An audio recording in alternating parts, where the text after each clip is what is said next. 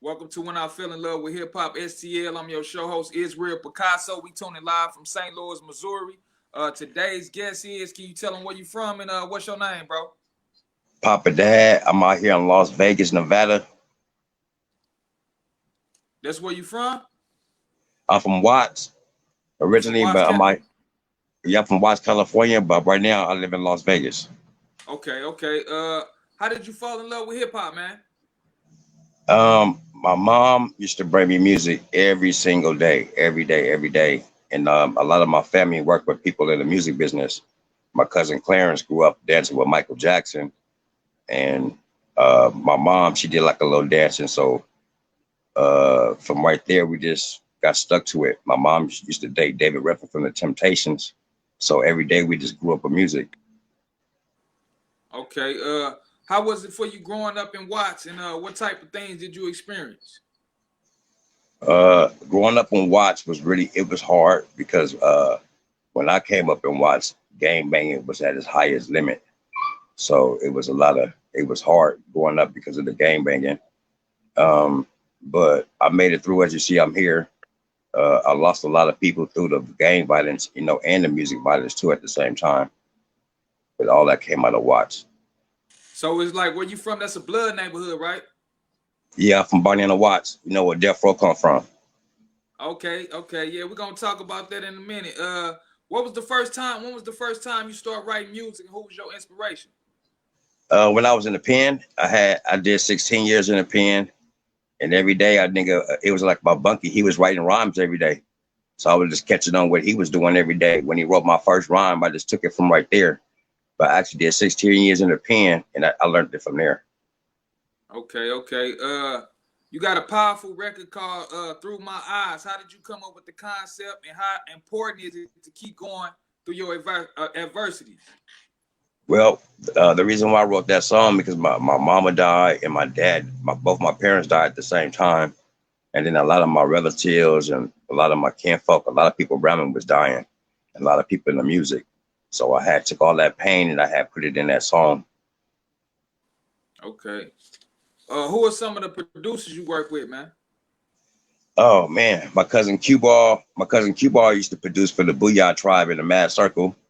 DJ Quick, uh, DJ Unique, DJ Drama. That's a couple of them. Okay. What advice can you get a youth that want to follow in your footsteps as far as gang banging and all of that? Well, anybody that want to get into gang banging today, don't do it. You know what I'm saying? It's not worth it to get killed. If you got talent, man, just go for your talent, and it's nothing wrong. You don't have to be a gangster. You know what I'm saying? To be a rapper, you ain't got to be a gangster to have girls. You ain't got to be a gangster to get all the stuff that you see on TV. It ain't what it seems. You know what I'm saying? Yes, So yeah, it's not because a lot of cats out here think it's you got to do all this killing and stuff like that. But if you a killer, how you gonna sell records? I'm here. I'm here. So I'm saying you can't Somebody, kill people. somebody once told me you can't be a killer and a hustler. You heard me? You can't. So all you cats out there, you can't kill somebody and then go sell records or whatnot. That just all fantasy on the record. It's like what you guys do. What we doing is we just filling people for fantasy in their head. People like to fantasize or whatnot. So our music brings things to life. That's real. That's real. Now, how did you get the name Papadad, man? It was another homie in the hood named Papa Dad. We kind of grew up together, and over the gang banging thing, we kind of fought over it. And he ended up resting in peace. So I kind of like took the name from right there. So it would I never heard nobody else named Papa Dad, so I just kind of kept with it. I'm here. I'm here. All right. Now, what projects are you working on, and when can we expect some music from you? Right now, right now, I dropped like about 10 songs back to back. You can check me out on United Nation, United Masters, Distro Kid, YouTube.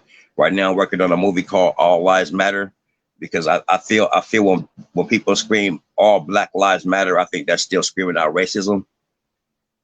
If you just screaming out one life matter, you don't care about other lives.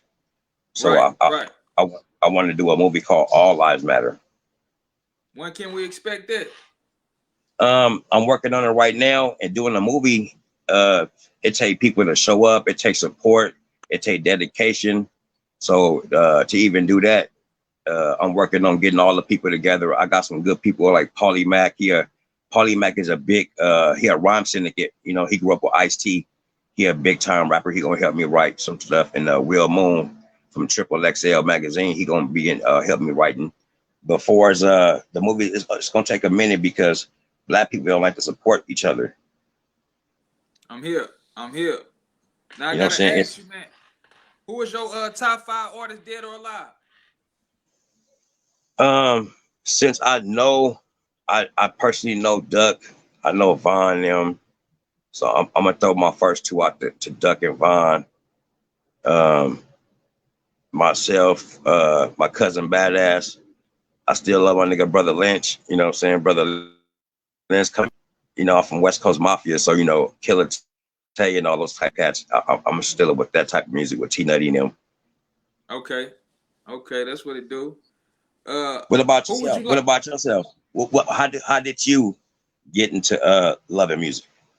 I ain't gonna lie, you should see my old dude, man, write music in the past, man. Like he had a song called BOOC. And me hearing him in the studio writing and recording and shit, man. And I used to see that and I just picked up on. And later on, I started hearing Tupac. I ain't gonna lie, Tupac resonated with me. You heard me? Like that nigga touched my heart. You heard me?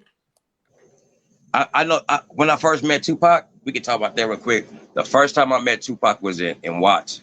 He came to Watts and he was like, Tupac, he said, like Tupac was like a computer with so much information.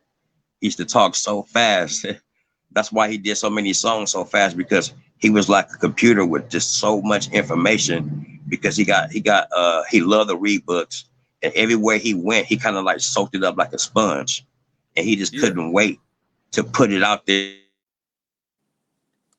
He literally like how we can get down with music. He can grab a pen and pad and he can to the future with the music. He can go beyond with that shit.